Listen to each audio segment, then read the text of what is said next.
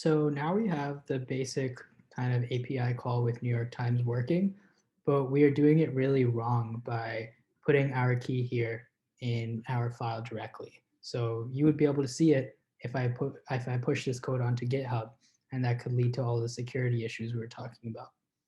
So how can we make this more secure, more subtle? One way we can actually do this is to use our environment, so kind of our bash environment. You can actually use these sorts of magic variables that are stored on your terminal in order and access them in your files. So an example could be I could say export random variable and set it equal to random stuff. So this is my string. And now this is actually saved into my terminal and I could access it with a $sign. So I could do echo, which is just like printing, $sign, and then my variable name, random variable.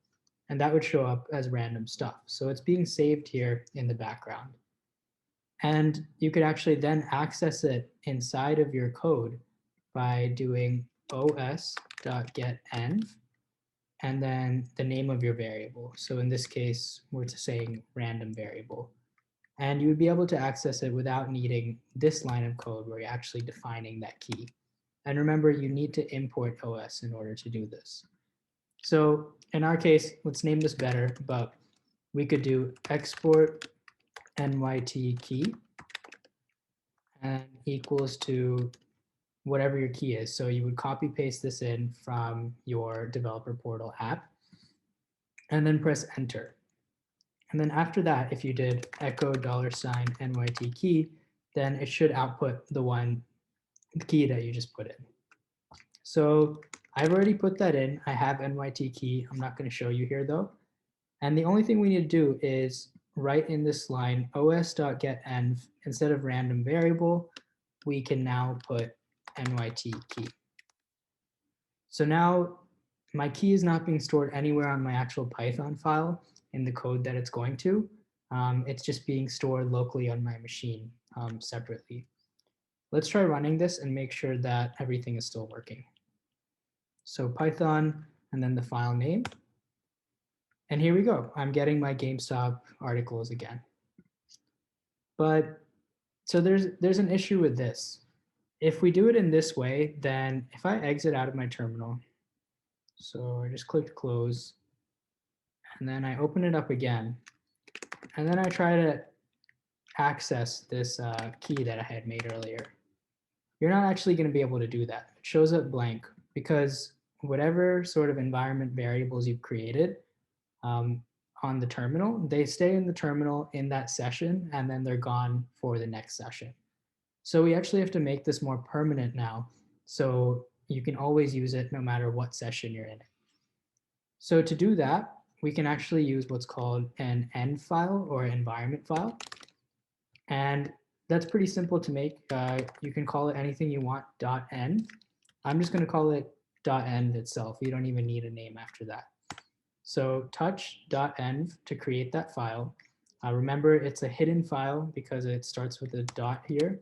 But if I do ls-a, then you can see that it shows up here. It doesn't have to be hidden though. Now I'm going to open up my .env file. And all you have to do here is just basically write the same exact command that you had earlier. NYT export NYT key, and then you can copy paste your key here. And then how can we actually refer to that now in the code? So this is in a file now. We're not getting this variable directly from our sort of terminal OS type thing. So how can we get that? You can actually use this useful library called python.env. So let's first start by installing this. Let me just see what it's called.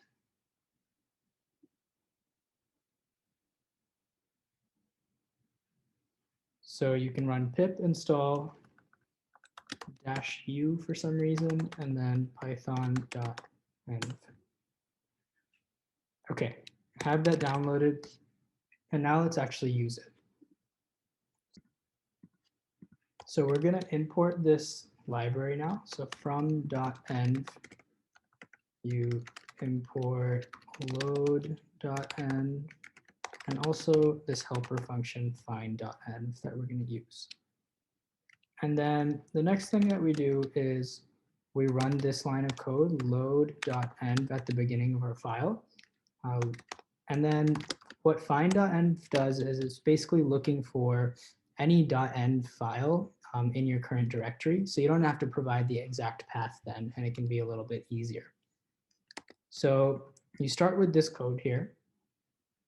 And then now it's been added into the kind of OS memory. So this line of code here should actually work as long as NYT key is the name of the variable that we've created here.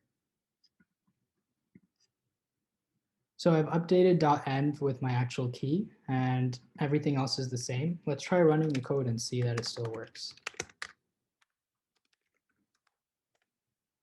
Perfect. So we're getting our articles again. And this is probably the best way that you can hide your API keys in a separate file, but still access them when you need to. And we're going to get into how you can make sure that you don't push your .env file to your GitHub or things online so that other people can see it.